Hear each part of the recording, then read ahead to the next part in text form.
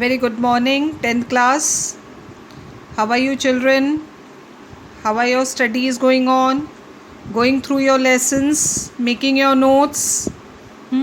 I have already sent you the page numbers for lab manual. Pen से करना है बच्चों. So many of you are asking. Final work है ये, आपको सबमिट करनी है लैब मैनुअल. आपके पास नहीं रहेगी वो, ये आप सबमिट करोगे in January. I have written there while posting the page numbers also. Pen से फिल करोगे. Very neat work. And lab manual carries marks. हम जो आपके बोर्ड में मार्क्स भेजते हैं बच्चों, उसमें 10 मार्क्स लैब मैनुअल के जाएंगे. प्रोजेक्ट वर्क और लैब मैनुअल के मिलाकर 10 मार्क्स जाते हैं. So do it very neatly. जैसे जैसे आज नहीं कह रही हूँ मैं कि फिनिश इट नाउ. ये पेज नंबर्स मैंने आपको पूरी लैब मैनुअल में से दिए हैं. Rest are omitted. इन पेज नंबर्स के अलावा और कुछ नहीं करना है. But these page numbers should be done very properly. बहुत अच्छे से आपको करना है. जैसे जैसे हम लेसन कंप्लीट करते जा रहे हैं उतना वर्क करते जाओ. आज आप ख़त्म नहीं कर सकते क्योंकि हमने बहुत सारे लेसन नहीं पढ़े हैं. हाँ, don't wait for the last moment also.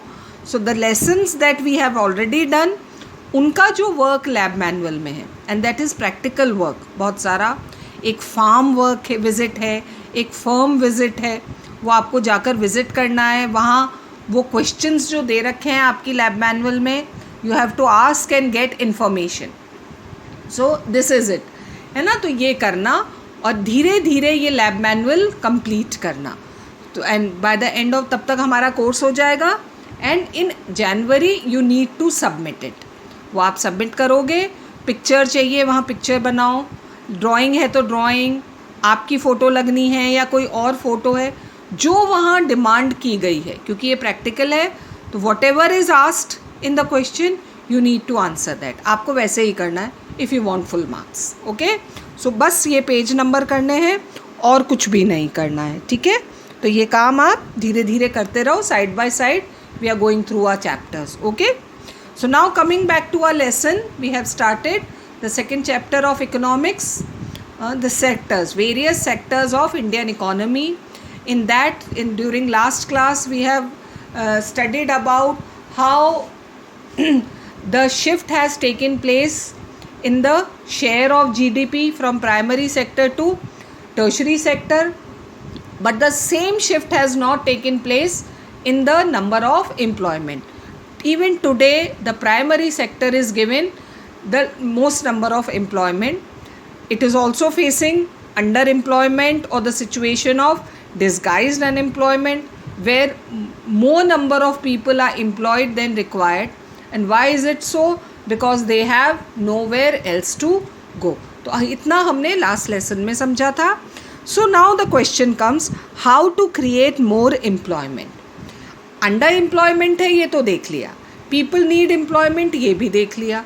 So now तीनों सेक्टर्स का समझेंगे हम, how to create more employment. From the above discussion we can see that there continues to be considerable underemployment. और agriculture sector में तो सबसे ज़्यादा underemployment है. There are also people who are not employed at all. और सिर्फ under employment नहीं है, अनएम्प्लॉयमेंट भी बढ़ रहा है. In what ways can one increase employment for people? Let us look at some of them. So one by one तीनों sectors को हम डिस्कस करेंगे. रूरल एरियाज़ और अर्बन एरियाज़ में भी डिस्कस करेंगे. हाँ, so how more employment can be created. So let's first discuss about primary sector, specially agriculture which is practised in rural areas. Take the case of Lakshmi. Examples याद है ना, और ये भी याद है कि बुक के एग्जाम्पल्स ही लिखने हैं आंसर में. हमने लक्ष्मी का केस डिस्कस किया था. 2 hectares of unirrigated land, 5 members in the family working on the same piece of land. Okay, so take the case of Lakshmi with her 2 hectare plot of unirrigated land. The government can spend more money or bank can provide a loan. अब problem क्या है लक्ष्मी की? That she has no water resource available to irrigate her land during winter season. Monsoon में तो कर देती है वो, she has a crop, but what about the other season? Now suppose government help करती है, इट गिव्स मनी और bank gives a loan to construct a well. वो अपनी फैमिली के लिए अपने लैंड पर एक वेल कंस्ट्रक्ट, कुआं बनाती है. Lakshmi will then be able to irrigate her land, and if now she has a well on her farm, she'll be able to irrigate her land in winter season also, and take a second crop wheat during the Rabi season, that is winter season. Let us suppose that 1 hectare of wheat can provide employment to 2 people for 50 days. Growing of wheat 2 लोगों को 50 days के लिए employment देता है. Now what these people have to do during 50 days? And what are they doing for those 50 days? क्या employment मिलेगा उनको? Sowing of seeds, watering of plants, fertilizer application and harvesting. So all these work, doing all this work, 2 people will be employed for 50 days if water is available. So 2 more members of the family can be employed in her own field only if a well is constructed and water is available. Now suppose a new dam is constructed. अब देखो ये एक लक्ष्मी की story नहीं है. This problem is faced by so many farmers in our country. So now instead of giving loan or money to individual farmer, her farmer अपने खेत पर कुआं खुदवाए. इससे बेटर क्या होगा? Government constructs a dam. So if a government constructs a new dam and canals are dug to irrigate many such farms, और उससे canals के थ्रू वाटर दिया जाए to such farmers, this could lead to a lot of employment generation within the agriculture sector itself, reducing the problem of underemployment. और इससे कितनी आसानी से इन फार्मर्स को वाटर मिल जाएगा. And because they are unemployed during Rabi season, winter season, they'll be able to get work. तो काफ़ी हद तक अंडर एम्प्लॉयमेंट की प्रॉब्लम कम हो जाएगी. Now suppose Lakshmi and other farmers produce much more than before.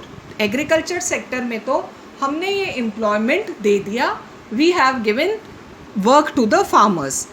Now जो next हमने देखा था that tertiary sector is also facing this problem of under employment. अब देखो इसका असर टर्शरी सेक्टर पर भी आएगा. जैसे Lakshmi and such farmers are producing more produce, है ना, एक और क्रॉप वो ले रहे हैं. They would also need to sell some of this, इसे मार्केट तक लाना है. For this they may be required to transport their products to the nearby town. They need transport to take their crops to the towns. Selling markets.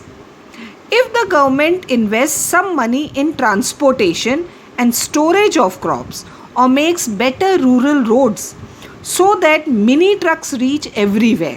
अब mini trucks चलाना भी तो क्या है? Transport is also tertiary sector. तो कितना सारा tertiary sector को और work मिल जाएगा. Several farmers like Lakshmi who now have access to water can continue to grow and sell these crops.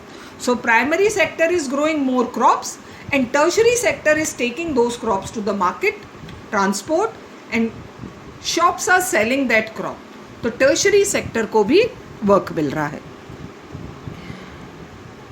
This activity can provide productive employment to not just farmers but also others such as those in service like transport and trade.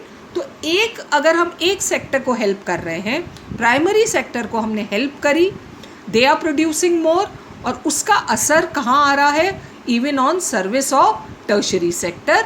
तो उन्हें भी work, extra work मिल रहा है. तो they are also getting employment. Now Lakshmi's need is not confined to water alone. Growing of crop सिर्फ पानी नहीं है, you require many other things. To cultivate the land she also needs seeds, fertilizers, agriculture equipments and pump set to draw underground water या from the well. कितनी सारी चीज़ें चाहिए ना. देखो सीड्स भी चाहिए, फर्टिलाइज़र भी है, एग्रीकल्चर इक्विपमेंट्स, खेती करने का साधन and all. Being a poor farmer she can not afford many of these. है ना, हर चीज़ तो वो खरीद नहीं सकती. So she will have to borrow money from money lenders to pay a high rate of interest. तो अब ये सब खरीदने के लिए कहाँ जाएगी Lakshmi? She will go to the money lender to buy these things, to take loan from the money lender. If the local bank gives, a money lender charges very high rate of interest. We'll study in the next lesson. So instead of taking loan from money lender, if bank gives her loan, if the local bank gives her credit at a reasonable rate of interest, she will be able to buy all these in time and cultivate her land. और banking किस में आ रहा है बच्चों? तीनों sectors में से किस में आता है banking? It's also tertiary sector. This means that along with water, we also need to provide cheap agricultural credit loan to the farmers for farming to improve. हाँ, ये हम और आगे नेक्स्ट लेसन में डिस्कस करेंगे ये लोन्स कैसे दिए जाते हैं. Okay, so along with agriculture sector, service sector को भी बहुत सारा काम मिल रहा है. Another way by which we can tackle this problem is to identify, promote and locate industries and services in semi rural areas. अच्छा, अभी तक जो हमने पढ़ा था बच्चों, that was about rural area. Agriculture is a rural activity, तो there we provided employment. अब हम डिस्कस करेंगे सेमी रूरल एरियाज. दोनों अलग अलग हैं. रूरल एरियाज की सिचुएशन अलग है, तो वहाँ एम्प्लॉयमेंट देने का तरीका भी अलग है. Now we will discuss about semi rural areas where people are not fully employed in agriculture. Towns जो होते हैं ना छोटे, they are known as semi rural areas. तो how can we provide employment to the people living in semi rural areas? वहाँ हमें identify करनी है, promote और locate industries. वो industries जो हम उन towns में लगा सकते हैं where a large number of people may be employed. है ना, इन industries में a large number of people can be employed. For instance, suppose, है ना, और ये semi rural areas they are not big cities. ये इनकी काफ़ी कुछ living किस पर depend करती है? Agriculture sector पर. Now suppose many farmers decide to grow अरहर और chickpea, that is pulse. दोनों दाल है. अब farmers are growing, ये तो agriculture sector ही है. Setting up a dal mill, तो उस town में जो कि इस एग्रीकल्चर सेक्टर के पास है, क्या लगाई जा सकती है? एक दाल मिल लगाई जा सकती है, processing of dal. Okay, to procure and process these and sell in the cities is one such example. Where the farmers are growing a lot of pulses. उस खेतों, उस रूरल एरिया के पास जो टाउन या सिटी है, स्मॉल सिटी है, वहाँ पर क्या लगाई जा सकती है? दाल mill. Like our city has so many oil mills. हाँ, जहाँ पर हम ऑयल प्रोड्यूस कर रहे हैं, तो रॉ मटेरियल कहाँ से आ रहा है? सारा एग्रीकल्चर सेक्टर से ही तो आ रहा है, प्राइमरी सेक्टर से. तो in the same way a dal mill can also be, मिलती जुलती और भी मिल्स, ऑयल मिल है, दाल मिल है, they can be established there. दूसरा तरीका क्या हो सकता है? Opening a cold storage could give an opportunity for farmers to store their products. Farmers who are growing such crops like potatoes and onions, जो कि वो कहाँ स्टोर कर सकते हैं? कोल्ड स्टोरेज में. Now farmers don't have cold storage, so ऐसे areas में cold storage where farmers can store their crops. Opening a cold storage could give an opportunity for farmers to store their products like potatoes and onions and sell them when the price is good. So farmers को भी फ़ायदा होगा और लोगों को भी job मिलेगा. In villages near forest areas, जहाँ आसपास dense forest है, वो जो सेमी रूरल एरियाज़ हैं, we can start honey collection centers, क्योंकि फॉरेस्ट में ही वी कैन गेट हनी, वे farmers can come and sell wild honey. तो फार्मर्स को भी अर्निंग होगी और हनी कलेक्शन भी होगा which can be sold to the cities. It is also possible to set up industries that process vegetables and agricultural produce. Agriculture से raw material मिलेगा, प्रोसेसिंग इन इंडस्ट्रीज़ में, small scale industries like potato which we can make chips. हाँ, बहुत सारे वो बनते हैं potato से सामान.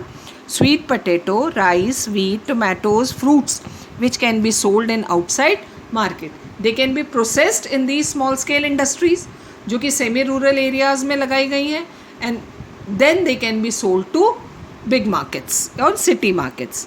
This will provide employment in industries located in semi rural areas and not necessarily in large urban centers. तो ये तरीके थे बच्चों, how can we provide employment to semi rural areas, है ना, not rural areas but semi rural areas. तो आज हमने दो एरियाज के बारे में पढ़ा बच्चों, एग्रीकल्चर और rural areas, how employment can be provided in primary and tertiary sector, the two sectors that are facing underemployment, and next semi rural areas, how employment can be provided to the people who are living in semi rural areas.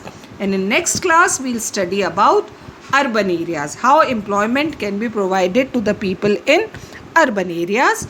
Till then, keep reading.